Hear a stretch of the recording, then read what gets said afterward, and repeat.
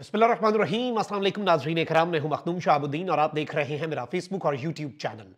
उम्मीद करता हूं आप सब लोग बखैर वाफियत होंगे और जहां भी होंगे अपने अहले खाना समेत खुश भी होंगे और महफूज भी। नाज़रीन इकराम, आज 22 दिसंबर 2024 इतवार का दिन है।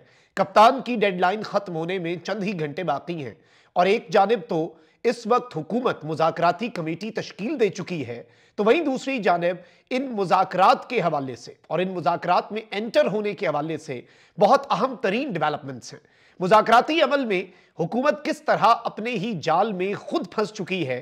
इमरान खान साहब और खिलाड़ियों ने इस इनिंग्स का बहुत शानदार आगाज किया है और पहली बड़ी कामयाबी पाकिस्तान तहरीक इंसाफ को इन मुज़ाकरात के शुरू होने से पहले ही मिल चुकी है।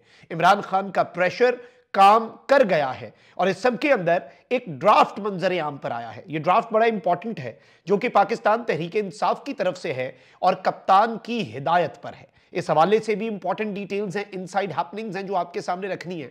एक जानिब तो आपको पता है कि शहबाज शरीफ साहब ने मुज़ाकराती कमेटी बना दी स्पीकर के कहने पर, और फिर स्पीकर कौमी असम्बली ने खैर मकदम किया और कल 11 बजे कौमी असम्बली में स्पीकर का जो चैम्बर है वहां पर इजलास बुला लिया गया है मुज़ाकराती कमेटी का और फिर जाहिर बात है पाकिस्तान तहरीक इंसाफ के वफ्द का।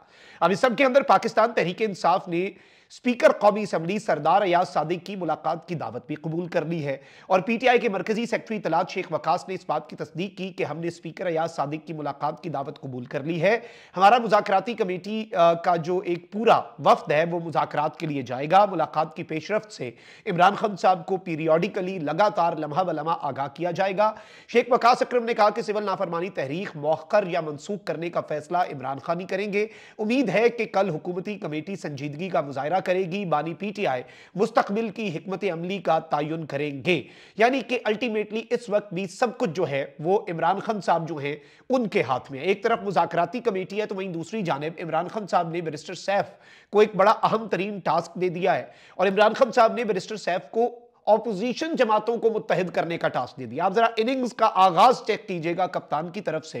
जराये के मुताबिक हुकूमत के गैर जमहूरी इकदाम के खिलाफ ऑपोजिशन को मुत्तहिद किया जाएगा। इमरान खान की हिदायत पर बैरिस्टर सैफ ने ऑपोजिशन जमातों के कई अहम रहनुमाओं से टेलीफोनिक राब्ता भी किया।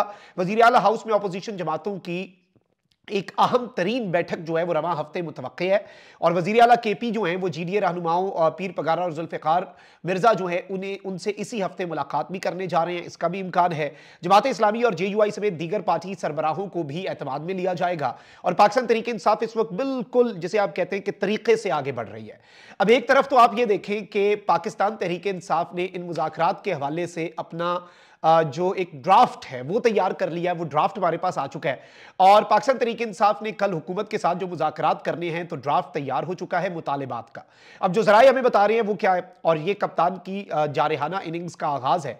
ज़राए के मुताबिक पीटीआई ने 5000 से ज्यादा सियासी कैदियों की रिहाई की फहरिस्त मुरत्तब कर ली है, यानी कि होमवर्क पूरा है। और जिन लोगों को यह लगता है कि कप्तान अपनी टीम से काम नहीं ले पा रहा, जेल में बैठा हुआ, आप अंदाजा कर लें 5000 सियासी कैदी जिसकी लिस्ट बना ली है पाकिस्तान तहरीक इंसाफ ने कि इनका ट्रायल चल रहा है, वो फहरिस्त पीटीआई ने मुरत्तब कर ली है जिसमें पार्टी के बानी इमरान खान साहब जो हैं उनका नाम सरे फहरिस्त रखा गया है।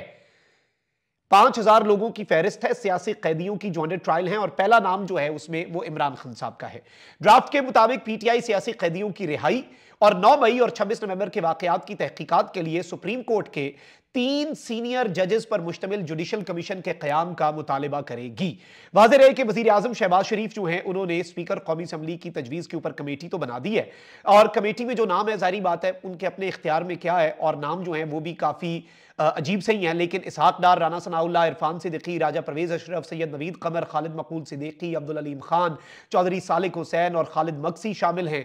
पाकिस्तान तहरीक इंसाफ की तरफ से उमर अयूब, अली अमीन, सलमान अकरम राजा, असद कैसर, हामिद रजा, हामिद खान और अल्लामा राजा नासिर अब्बास जो हैं वो भी शामिल हैं। अब इस सब के अंदर आप ये देखें कि पाकिस्तान तहरीक इंसाफ ने अपनी जारहाना इनिंग्स का आगाज तो किया है और हुकूमत के लोगों के पास इख्तियार क्या है, कुछ भी नहीं है। इन्होंने सिर्फ और सिर्फ वही करना है जिसकी इन्हें इजाजत मिलेगी, जाहिर बात है। और राना सनाउल्लाह साहब ने कहा कि नहीं जी सजाएं भी होंगी इन द कमिंग डेज और इनका मुज़ाकरात पर कोई असर नहीं पड़ेगा। इमरान खान का 190 मिलियन पाउंड वाली सजा जो है वो भी सुनाई जाएगी। ये सब कुछ लगातार हुकूमती लोग स्टेटमेंट्स दे रहे हैं। अब बैरिस्टर अकील हैं, ये हुकूमत के तर्जुमान है, वजीर आजम के मुशीर हैं बराए कानून इंसाफ। इन्होंने कहा है कि जी पीटीआई से मुज़ाकरात में इमरान खान की रिहाई एजेंडे में शामिल नहीं होगी। अब इनकी स्टेटमेंट है, लेकिन इस स्टेटमेंट के बावजूद मैंने क्यों आपको इंट्रो में यह बात कही कि कप्तान की टीम की जारहाना इनिंग्स शुरू हो चुकी है और पहला बड़ा मरहला जो है वो कप्तान की टीम जीत चुकी है, आपको समझ आएगी। मीडिया से गुफ्तगू करते हुए मुज़ाकरात के लिए इन्होंने कहा कि पहले आपको टीओआर्स तय करने हैं, एजेंडा सेट करना है, उसके बाद बात चलेगी। बैरिस्टर अकील के मुताबिक इमरान खान साहब की रिहाई मुज़ाकरात के एजेंडे में शामिल नहीं हो सकती। यह नहीं हो सकता कि पहले आप सिविल नाफरमानी की कॉल दें, फिर कहें कि 9 मई में रिलीफ मिले। अदालतों के फैसले और निज़ाम है, अदालती सिस्टम अपना रास्ता इख्तियार करेगा। मुज़ाकरात की आड़ में डील या ढील मिले तो गलतफहमी है, मुज़ाकरात में कहीं नहीं लिखा कि आम माफी दी जाएगी, और इस तरह की स्टेटमेंट्स इन्होंने दे दी। ये इनके अपने पे चेक से और इनकी पॉलिटिकल वर्थ से या फिर इख्तियारात जो इनके हाथ में हैं उससे बहुत ऊपर की बात कर गए हैं बैरिस्टर अकील साहब। और आपको एक चीज का पता होना चाहिए कि इस वक्त पाकिस्तान की अदालतें जिस तरह से सजाएं दे रही हैं और जो टाइमिंग है वो बड़ी इंपॉर्टेंट होती है। और 8 फरवरी से पहले, इलेक्शन से पहले खान साहब को 3 सजाएं कैसे दी गई, कितना सिंक था, पूरा निजाम जो है वो सिंक्रोनाइज तरीके से चल रहा था। अब जो 190 मिलियन पाउंड केस में सजा देनी है, पीटीआई कह चुकी है कि 14 साल इमरान खान साहब को सजा देनी है। फैसला महफूज हुआ 23 तारीख, यानी कि कल यह फैसला सुनाए जाने का ऐलान हुआ, क्योंकि 24 से इस्लामाबाद हाईकोर्ट में छुट्टियां हो जानी है। लेकिन अब आप देखें कि एक बहुत बड़ी पेशरफ सामने आई है और पाकिस्तान तहरीक इंसाफ के बानी इमरान खान और उनकी अलिया बुशरा बीबी के खिलाफ ये इस वक्त पाकिस्तान का मेन स्ट्रीम मीडिया रिपोर्ट कर रहा है, जो कि कंप्लीटली कंट्रोल्ड है। तो इसका मतलब है ये खबर दी गई है। इमरान खान साहब और उनकी अलिया बुशरा बीबी के खिलाफ 190 मिलियन पाउंड रेफरेंस का फैसला कल नहीं सुनाया जाएगा। गुज़श्ता दिनों एहतसाब अदालत ने इस रेफरेंस का फैसला महफूज किया था और ऐलान किया था कि 23 दिसंबर को फैसला सुनाया जाएगा। अब जराए ये बता रहे हैं कि इमरान खान साहब और उनकी अलिया बुशरा बीबी के खिलाफ 190 मिलियन पाउंड रेफरेंस का फैसला कल नहीं सुनाया जाएगा। यानी ये जो एक बड़ी सजा है, लंबी सजा, क्योंकि इसमें फिर 3-4 महीने खान साहब को अंदर रहना पड़ सकता है, ये सजा मुअत्तल होते या इस केस में मजीद हाईकोर्ट से रिलीफ मिलते। जराए के मुताबिक 190 मिलियन पाउंड रेफरेंस की समाअत कल अडियाला जेल के बजाय एहतसाब अदालत इस्लामाबाद में होगी। जराए का कहना है कि अदालती अमले की जानिब से पीटीआई के वकला को आगाह कर दिया गया है और एहतसाब अदालत इस्लामाबाद कल 190 मिलियन पाउंड रेफरेंस पर फैसले की नई तारीख देगी। अडियाला में होती समाअत तो फिर मुलजिमान यानी कि इमरान खान साहब और बुशरा बीबी की मौजूदगी में सजा होती, लेकिन अब यह एहतसाब अदालत के अंदर ही इसकी समाअत होनी है, यानी इसमें एक नई डेट दी जाएगी और फैसला जनवरी 2025 के पहले हफ्ते में सुनाए जाने का ऐलान किया जा सकता है। और 190 मिलियन पाउंड रेफरेंस का ट्रायल 1 साल में मुकम्मल हुआ और नैब ने ट्रायल के दौरान 35 गवाहान के बयानात रिकॉर्ड करवाए। इमरान खान साहब के वकला ने गवाहान पर जरा की। अहम गवाहान साबिक प्रिंसिपल सेक्रेटरी आजम खान, परवेज खटक, जुबैदा जलाल, इन्होंने भी बयानात रिकॉर्ड करवाए थे। 27 फरवरी को गुज़श्ता बरस इमरान खान साहब के ऊपर फर्द जुर्म जो है वो आयद हुई थी और उसके बाद 1 साल तक ट्रायल चलने के बाद इमरान खान साहब और बुशरा बीबी के खिलाफ यह फैसला महफूज हुआ है जो कल सुनाया जाना था, लेकिन अब यह फैसला नहीं सुनाया जा रहा।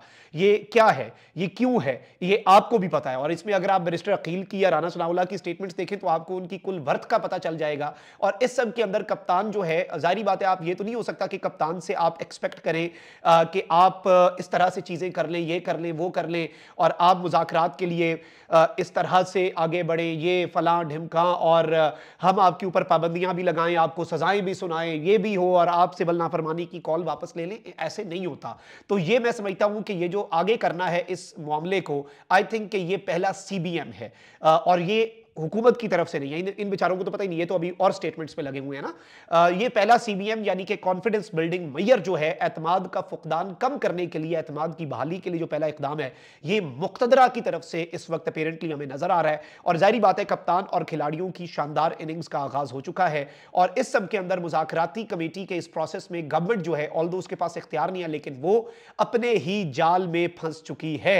और वही बात आ गया, वो एक शेर है कि उलझा है पांव यार का जुल्फे दराज में, लो आप अपने दाम में सयाद आ गया। तो जो जाल इन्होंने इमरान खान साहब और पीटीआई के लिए बिछाया था, उसमें ये हुकूमत इस वक्त गिरती हुई हमें नजर आ रही है। और कप्तान की पॉलिसी पूरी तैयारी है। कल मुज़ाकरात के अंदर जब पीटीआई की टीम जाएगी तो 5000 लोगों की फहरिस्त लेकर जाएगी। तो कल आप जरा इंटरेस्टिंग खबरों का इंतजार करें। लेकिन पहला मरहला मुज़ाकरात के शुरू होने से पहले 190 मिलियन पाउंड वाला जो मामला आगे जाना है, स्कोर कार्ड अगर आप देखें तो पीटीआई 1 और दूसरी साइड के अभी 0 स्कोर्स हैं। गोल अगर हम देखें तो ये पहला मरहला जो है पीटीआई जीत चुकी है। अपना बहुत ख्याल रखें। अल्लाह निगहबान। पाकिस्तान जिंदाबाद।